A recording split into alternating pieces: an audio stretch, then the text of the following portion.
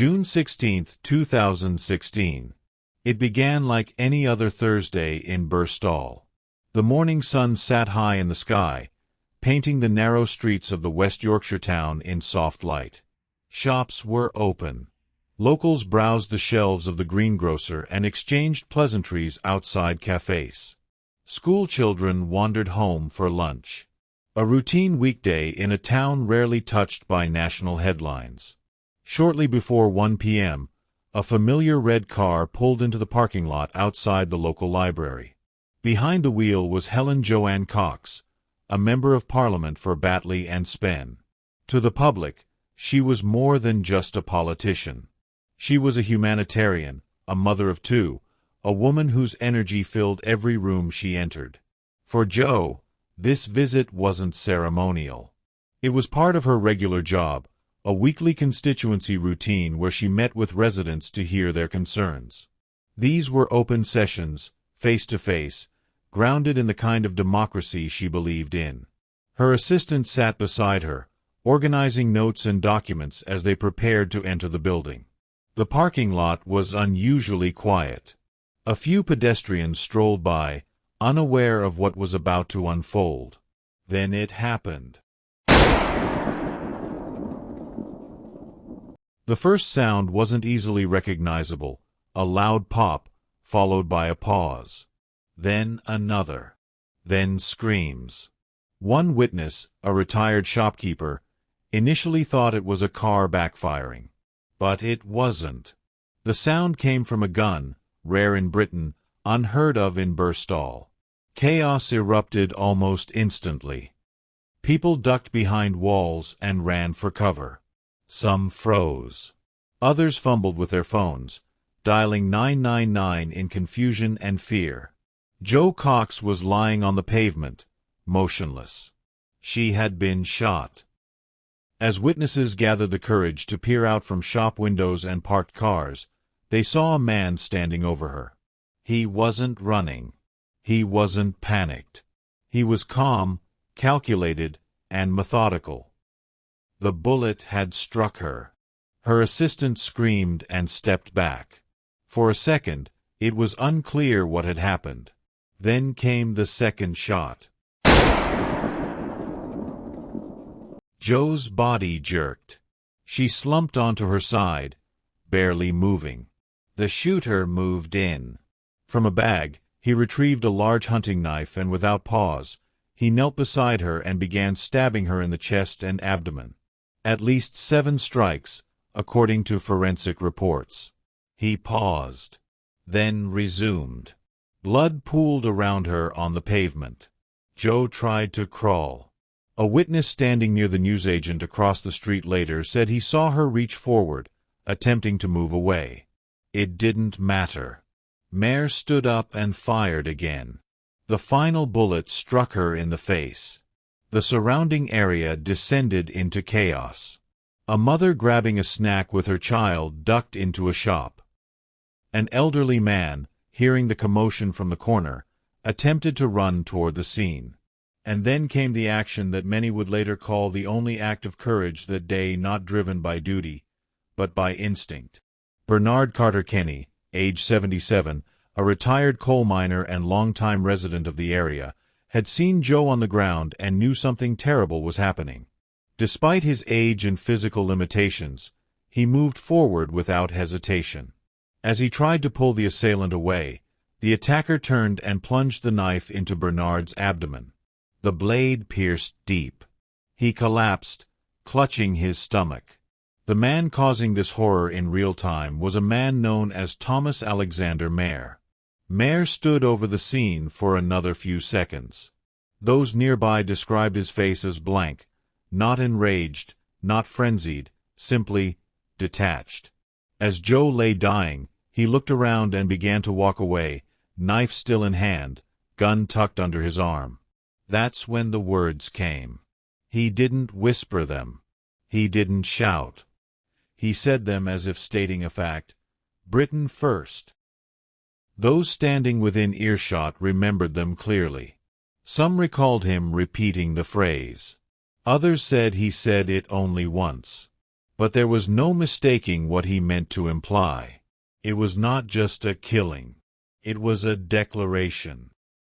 Inside the library, staff had taken cover. Children in the reading area were ushered to the back rooms. An employee locked the front doors. Outside, Joe's assistant was screaming for help, her voice rising above the sirens that were already approaching from a distance. The first police response unit arrived at the scene within minutes. Officers found Joe unresponsive. CPR was administered. Paramedics arrived and stabilized Bernard, though his injuries were life-threatening.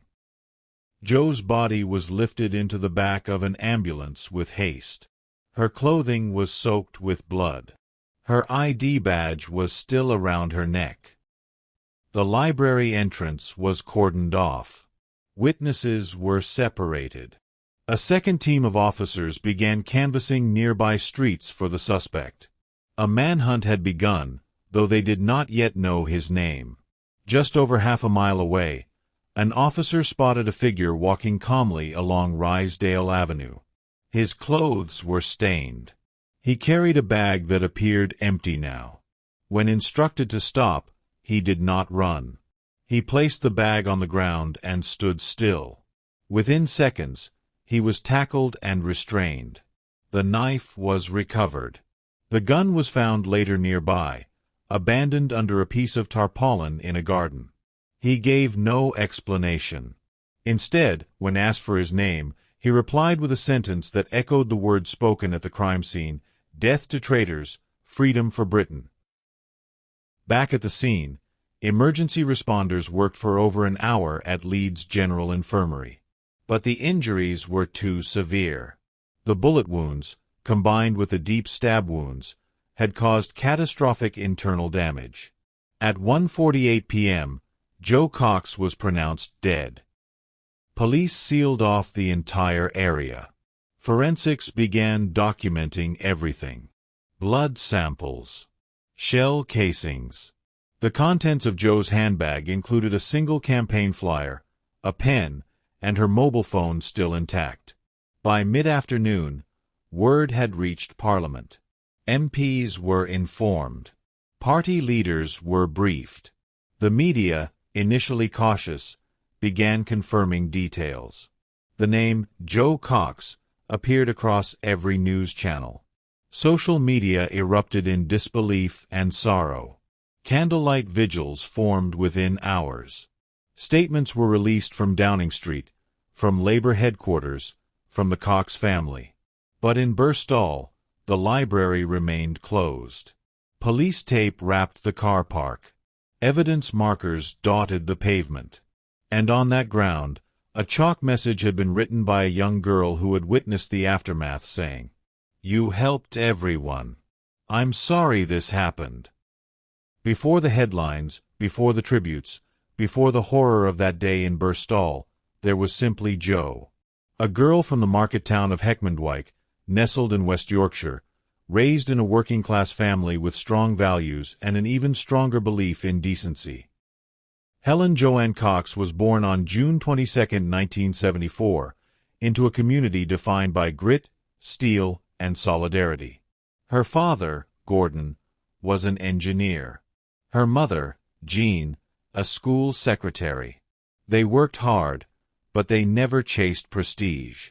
What they instilled in Jo, and later her younger sister Kim, was something far more enduring, a sense that life was not meant to be lived quietly when others were suffering. She attended Heckmondwike Grammar School, where even as a teenager, Jo stood out. Not for being loud or rebellious, but for the way she listened. Friends recall her as someone who could disarm a room with calm curiosity. There was no bravado in her leadership. There was just an authentic desire to understand people, especially those who felt ignored. She wasn't from privilege. She didn't have connections. What she had was a tenacity that refused to accept limitations. But as the Brexit referendum heated up in 2016, the tone across the country darkened. On social media, in debates, and on street corners. Fear began to replace facts. Frustration bled into hostility. And Jo, openly pro-EU, fiercely anti-extremist, found herself in the crosshairs of rising anger. She received threats. Graphic ones. Emails filled with bile. But she brushed them off. She didn't want security. She didn't want barriers between herself and her constituents. "I won't be frightened away from the people I represent," she once told her husband. In her final weeks, she continued her work as usual. Food bank initiatives. Campaigns to reunite refugee children with their families. Long hours spent in committee rooms. Shorter ones with her children, baking cakes and reading stories. And then came June 16th. A meeting at the library in Birstall. A routine visit. The kind of direct engagement she believed politics needed more of, but she never made it inside. Thomas Alexander Mayer, 52 years old. A local man. A resident of Birstall. Lived alone in a modest semi-detached house just minutes from where the murder had taken place. A man known in passing by some neighbors but remembered by few. Usually quiet and withdrawn. A figure that largely blended into the background of the town. He had no known friends in the area. No known family nearby and had never held a consistent job. 4 years, he had lived on the margins. Socially, financially, and emotionally.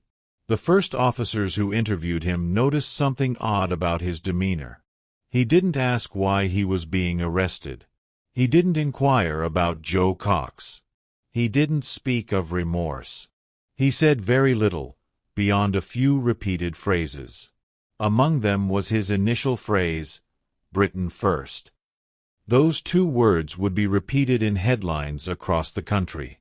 Investigators would soon begin to uncover the meaning behind it, and what had led Mayer to target Jo Cox that day. As detectives combed through his home, they began to piece together a picture that had remained hidden from public view for years. Inside the small, cluttered house, they found stacks of political materials. Far-right publications, old Nazi memorabilia, a large collection of white nationalist literature, printouts from neo-Nazi websites, obscure writings on race war, handwritten notes referencing the Ku Klux Klan, as well as manuals on how to make homemade firearms and explosives. They also found evidence that the attack was not random. In his bedroom, investigators discovered Jo Cox's name written on a notepad. Clippings about her political stances, statements she had made in support of immigration, refugee rights, and Britain's place in the European Union. She had become a symbol to him, not of policy, but of opposition. Mayer had no formal ties to known extremist organizations, but his digital footprint told another story. Online, he had visited far-right forums daily. He had researched political assassinations, studied past attacks against politicians. One of the most disturbing findings was a search on how to kill with a single bullet. His internet history also revealed multiple visits to websites related to U.S.-based hate groups. He had also previously subscribed to publications linked with the National Alliance, a notorious American neo-Nazi group. His radicalization had not happened in meetings or rallies. It had happened in isolation, in the dark corners of the internet and fringe libraries, fueled by grievance and paranoia. But still, the question remained, why Jo? Jo Cox had never met Thomas Mayer. She had never mentioned him. She was not famous by celebrity standards. But in her politics, she stood for something that Mayer had grown to despise, which were inclusivity, openness, and compassion toward those he saw as outsiders. In his warped worldview, Jo Cox was not a person. She was a threat. By the time Mayer was charged, Britain was reeling. The murder had been shocking in its violence, but also in its timing. Just 1 week before the Brexit referendum, a vote already inflamed by national debates over immigration, sovereignty, and identity. Many feared that the toxicity of that political moment had created an environment in which hate could flourish unchecked. The public response towards such a horror was swift. Flowers appeared in front of the Birstall Library in many numbers. People gathered in silence, some clutching to photos of Jo, others just holding hands. Vigils were held in London, Manchester, Glasgow, and Cardiff. Across the world, leaders spoke out. The United Nations, the European Union, even political rivals within the UK Parliament, each expressed shock and sorrow. But behind closed doors, detectives and prosecutors were preparing one of the most important trials in recent British history. There would be no plea deal, no leniency. The Crown Prosecution Service confirmed that they would treat the murder as an act of terrorism, a rare move for a domestic case involving a lone attacker. Thomas Mair was remanded in custody without bail. His first court appearance came just days after the attack. He refused to confirm his real name. Instead, when asked to state it for the record, he replied, "My name is Death to Traitors, Freedom for Britain." The courtroom fell silent. This was no ordinary case, and it would not receive an ordinary defense. As prosecutors built their case, they compiled evidence of premeditation, motive, and ideological drive. But perhaps most devastating of all was the cold, calculated manner in which Mair had executed the attack, choosing a specific date, time, and place when Jo would be most vulnerable. This was not rage. It was purpose. The legal proceedings would be closely watched by a nation still trying to understand how such violence had erupted on a quiet street in Birstall, and how a man so seemingly invisible could carry out an act that would change the face of British politics forever. The trial was approaching, but for now, Thomas Mair sat in a solitary cell, awaiting judgment, offering no remorse, speaking few words, and leaving behind a country still trying to make sense of what had just occurred. In the days after Jo Cox's murder, the shock that settled over Britain didn't lift quickly. Streets fell quiet. Conversations grew cautious. Something had been ruptured, not just in her hometown, not just within Parliament, but across the entire nation. And tributes alone were never going to be enough. The need to turn grief into something lasting became urgent, particularly for those who had known Jo personally. Her family, her friends, and her fellow campaigners. They recognized that Jo's message had to outlive the headlines. And so, the Jo Cox Foundation was born. Launched within months of her death, the foundation aimed to build upon the very causes Jo had championed in life, which were community cohesion, the rights of women and girls, and the fight against loneliness and isolation. It was not created as a monument, but as a movement, active, practical, and grounded in real initiatives. Its first major campaign was the Great Get-Together. Held in June 2017, on the anniversary of Jo's death, the event encouraged people to gather with neighbors, through street parties, shared meals, picnics, and open events. Over 120,000 gatherings took place across the UK that weekend. From inner-city boroughs to rural townships, people came together, many meeting their neighbors for the first time. It wasn't about politics. It wasn't about speeches. It was about connection. Brendan Cox described it as the antidote to the divisions that had been growing for years. Jo lived her life believing in the power of community, in empathy, that people, no matter how different, can come together around shared values. The foundation also began targeting causes Jo had held close, supporting survivors of sexual violence in conflict zones, empowering young women into public service, and fighting xenophobia. Through workshops, campaigns, and grants, her voice continued, through the hands of others. But the reflection went deeper into media circles, Parliament, and among voters. Jo's murder forced a confrontation with uncomfortable truths such as the rising threat of far-right extremism, the toxic undercurrent of online abuse, and the increasingly hostile tone of political discourse. What had once been dismissed as fringe rhetoric was now understood as a legitimate threat. Parliament commissioned reports on the safety of MPs, especially women. Laws were reviewed. Security for public officials increased as well. For some MPs, public engagements would never look the same again. But amid this reassessment, the human story of Jo never faded. In her hometown of Batley and Spen, murals were painted. Scholarships were established. Local initiatives began in her name, ones that provided help to the lonely, mentorship to young girls, and welcome to refugees. Her voice, even in death, echoed where it mattered most, within the communities she had served.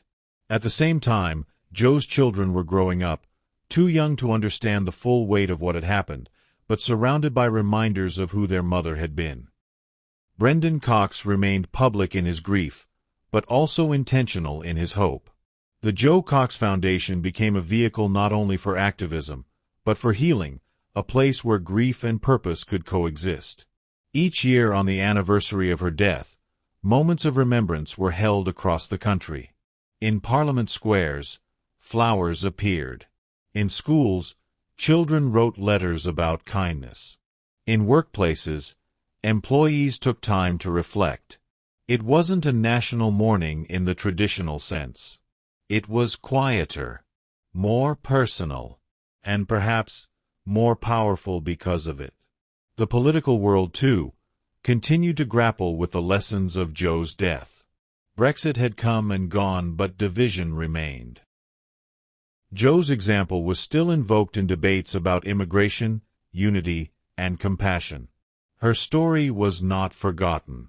It had, in many ways, become a compass, pointing toward the kind of discourse Britain aspired to reclaim. Her sister, Kim Leadbeater, would eventually enter politics herself, elected in 2021 to represent the very same constituency Jo once had.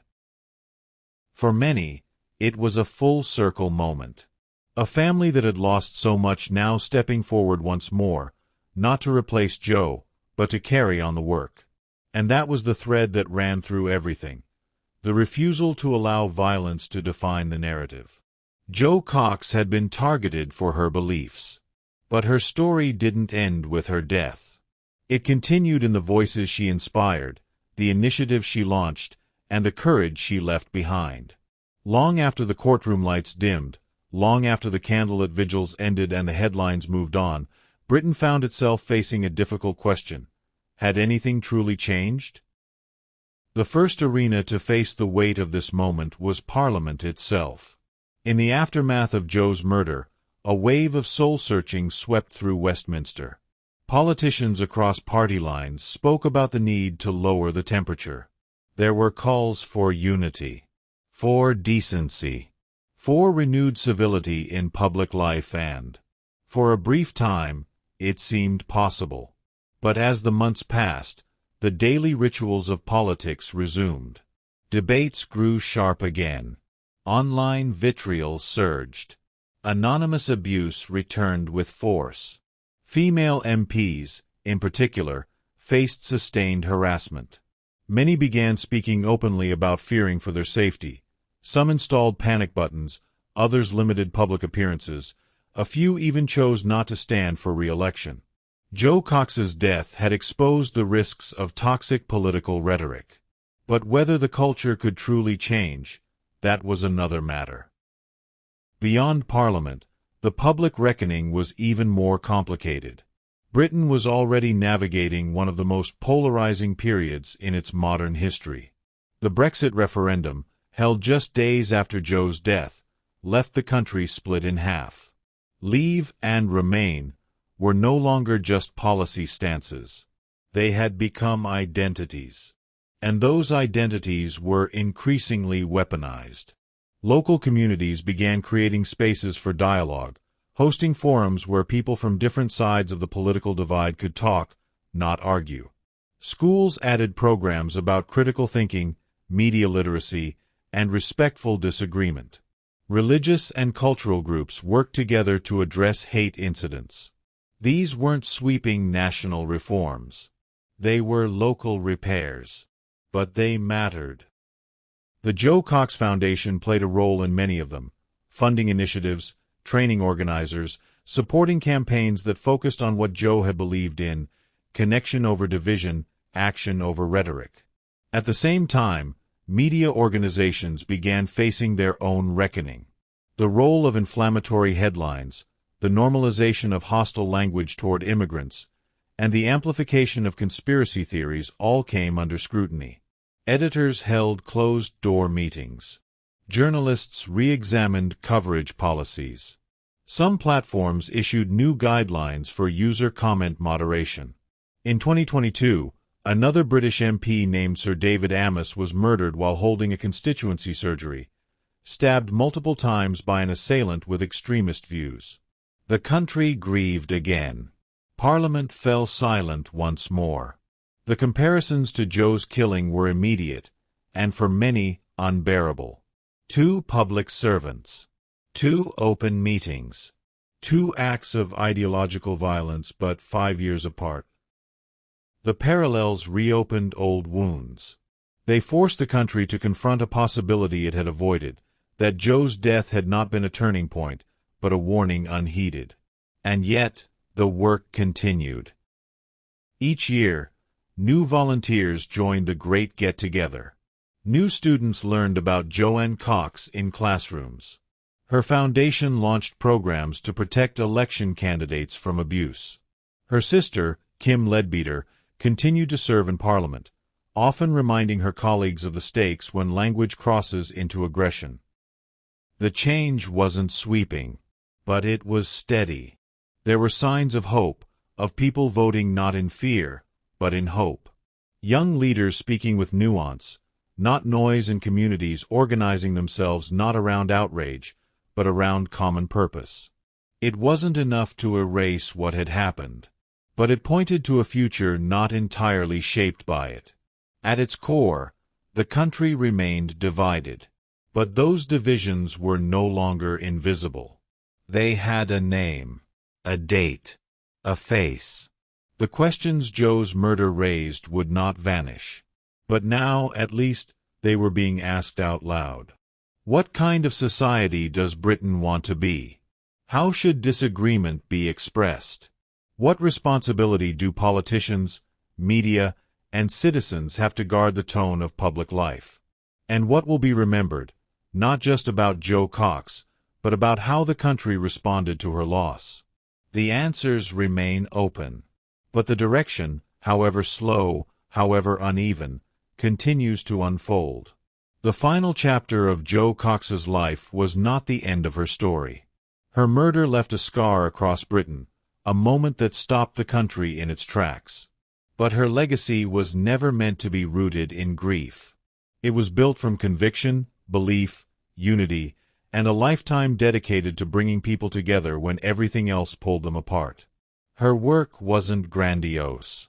It wasn't loud. It was rooted in human connection, in walking alongside refugees, in defending women's rights in war zones, in speaking out for lonely pensioners and marginalized communities who had long been ignored. She didn't just talk about change. She went to where the silence was, and she listened.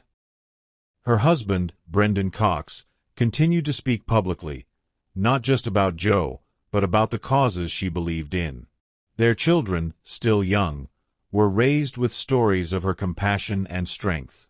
In many ways, the continuation of Jo's legacy was not about new beginnings, but about unfinished work. Jo had wanted to change the tone of public life. She had wanted a politics of kindness, not cruelty, of disagreement, not dehumanization, of truth and not fear. She never claimed that would be easy, but she believed it was possible. Politicians continued to cite her in debates. Her name became shorthand for decency, for courage, for conviction without cruelty. Campaigners invoked her approach when building bridges across ideological divides. Parents told her story to teach their children about compassion. She had become, for many, the embodiment of the country they wanted to believe in, even when the present felt more fractured than ever. And so, every June, people gather in fields, gardens, churches, and community centers. They sit together. They talk. They remember not just how Jo died, but how she lived. She was not perfect. She was not a saint.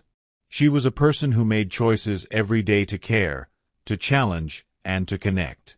That, perhaps, is her final message. And with that, we have come to the end of today's episode. I want to thank you for watching.